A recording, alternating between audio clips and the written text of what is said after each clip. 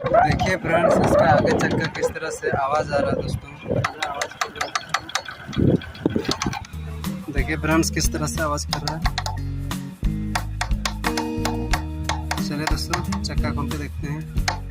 मेरे ख्याल से दोस्तों इसका बेरिंग में या फिर मीटर पिनियन में प्रॉब्लम होगा, तो चलिए खोल के देखते हैं। दोस्तों इस बाइक का बेरिंग चेंज करना पड़ेगा, बहुत जाम है दोस्तों। बारिश में भींग भींग के पानी उनी लग के बेरिंग सब खराब हो गया है, जाम हो गया है, जिस कारण पूरा आवाज़ कर रहा है दोस्तों। देखिए कितना जाम है, पूरा फ्री घूमना चाहिए था दोस्तों।